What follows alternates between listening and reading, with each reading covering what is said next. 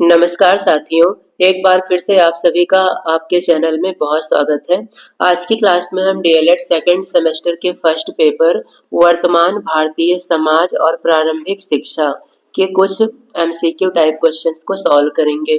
ये क्वेश्चंस परीक्षा में 1 नंबर के लिए पूछे जाते हैं और यदि एक बार इन्हें आप ध्यान से देख लेते हैं तो पेपर में ऑप्शन सही ऑप्शन याद आ जाएगा आपको। तो आप जरूर कोशिश करें देखने की, क्योंकि पेपर भी बहुत जल्द होने वाले हैं। तो आइए बिना समय वेस्ट किए स्टार्ट करते हैं क्वेश्चन नंबर 1 से। पहला प्रश्न है, बुनियादी शिक्षा किस दार्शनिक से संबंधित है? बुनियादी शिक्षा की वकालत सबसे पहले किसने की? तो भारत में सबसे पहले स्वतंत्रता आंदोलन के समय महात्मा गांधी जी ने बुनियादी शिक्षा की कल्पना की थी। तो यहाँ पर आपका सही जवाब है महात्मा गांधी, ऑप्शन घ। अगला क्वेश्चन है, घर पर दी जाने वाली शिक्षा क्या कहलाती है? अनौपचारिक शिक्षा, दूरस्थ शिक्षा, गैर औपचारिक शिक्षा, औपचारिक शिक्षा। तो घर पर जो भी शिक्षा दी जाती है उसे हम अनौपचारिक शिक्षा कहते हैं। ऑप्शन का यहाँ पर सही जवाब है। अगला क्वेश्चन है, प्रोजेक्ट पद्धति किस दर्शन की प्रमुख विधि मानी जाती है? प्रोजेक्ट पद्धति किस दर्शन की कल्पना है? यथार्थवाद, प्रकृतिवाद, आदर्शवाद या फिर सांख्यवाद? तो प्रोजेक्ट पद्धति का उपयोग किया जाता है प्रकृतिवाद में। तो ये प्रकृतिवाद की प्रमुख विधि है। अगला क्वेश्चन है, मूल प्रवृत्ति सिद्धांत किस दर्शन पर आधारित है? प्रकृतिवाद, आदर्शवाद, यथार्थवाद या फिर सांख्यवाद? मूल प्रवृत्ति सिद्धांत प्रकृतिवाद पर आधारित है। अगला क्वेश्चन है, मकतब शब्द किस स्तर की शिक्षा से संबंधित है? मकतब एक अरबी शब्द है जो कि मुस्लिम पाठशाला के लिए उपयोग किया जाता है। तो इसका संबंध है प्राथमिक विद्यालय से, प्राथमिक स्तर से। तो यह मुस्लिम प्राथमिक विद्यालय से संबंधित होता है। तो हमारा सही जवाब है प्राथमिक स्तर। अगला क्वेश्चन, मूल्य वह है जो मानव इच्छाओं की तुष्टि कर सके। यह किसका कथन है? पार्सन्स का, काने का, महात्मा गांधी का या फिर अर्बन का? तो यह कथन है अर्बन का। अर्बन के अनुसार मूल्य वह है जो मानव इच्छाओं को संतुष्ट कर सके, उनकी तुष्टि कर सके। अगला क्वेश्चन है, सौर स्वच्छ ऊर्जा संसाधन इनमें से कौन है? सौर ऊर्जा, पेट्रोलियम, कोयला या फिर प्राकृतिक गैस? तो इनमें से सौर ऊर्जा है स्वच्छ ऊर्जा संसाधन, क्योंकि यह प्रदूषित या प्रदूषण रहित है। इससे प्रदूषण की संभावना बिल्कुल भी नहीं है। और साथ ही साथ इसे हम ऊर्जा के गैर परंपरागत स्रोत या फिर नवीकरणीय स्रोत भी कहते हैं। तो ये पॉइंट भी याद रखेंगे। अगला क्वेश्चन है, संविधान के किस अनुच्छेद के अंतर्गत 6 से 14 वर्ष के बच्चों को निःशुल्क एवं अनिवार्य शिक्षा का अधिकार प्राप्त है? अनुच्छेद 21 का, अनुच्छेद 22, 7 या फिर 23? तो इनमें से अनुच्छेद 21 पार्ट 1 में 6 से 14 वर्ष के बच्चों को निःशुल्क शिक्षा का प्रावधान किया गया है।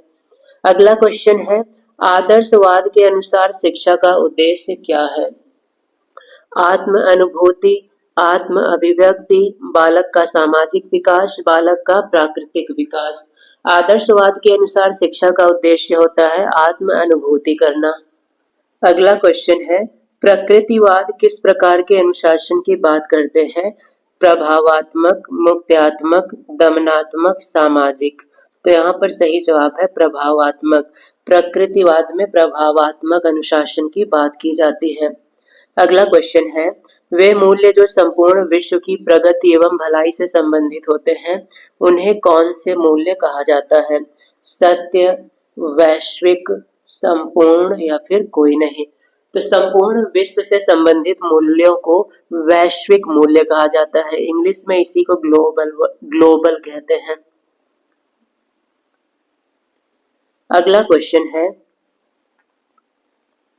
एनसीईआरटी ने कितने मूल्यों को स्वीकारा है? 83, 82, 80 या फिर 84? तो एनसीईआरटी ने अभी तक 83 मूल्यों को स्वीकार कर लिया है। अगला क्वेश्चन है, सभी धर्मों के प्रति सहनशील अध्ययन को प्रोत्साहित करने का सुझाव किसने दिया? वर्धा योजना, कामत योजना, कोठारी आयोग या फिर राधा कृष्णन आयोग। तो इनमें से यह सुझाव था कोठारी आयोग का। तो सही जवाब है ऑप्शन ग।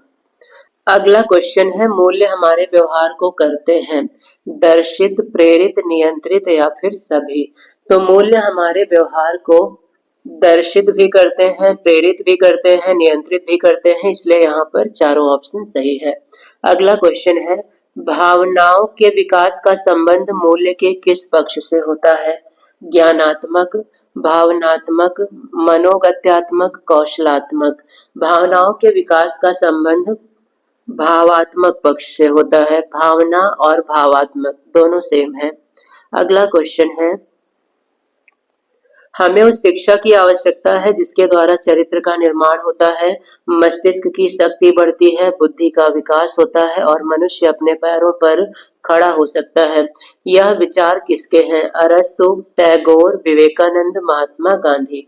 तो यह विचार है महात्मा गांधी के। वह शिक्षा को कुछ इस प्रकार से देखते थे कि शिक्षा ऐसी होनी चाहिए जो लोगों को स्वावलंबी बनाए, अर्थात वो अपना जीवन खुद से निर्वाह कर सके। अगला क्वेश्चन है, जनसंख्या शिक्षा के मूल सहयोगी है। इनमें से कौन सी संस्था जनसंख्या में शिक्षा के लिए कार्यरत है? तो इसमें से यूनेस्को, WHO, यूनाइडो या फिर यूनिसेफ। यूनेस्को एक ऐसी संस्था है जो शिक्षा के लिए कार्य करती है और इसका फुल फॉर्म है संयुक्त राष्ट्र शैक्षिक, वैज्ञानिक और सांस्कृतिक संगठन। इसका जो मुख्यालय है ये पेरिस में है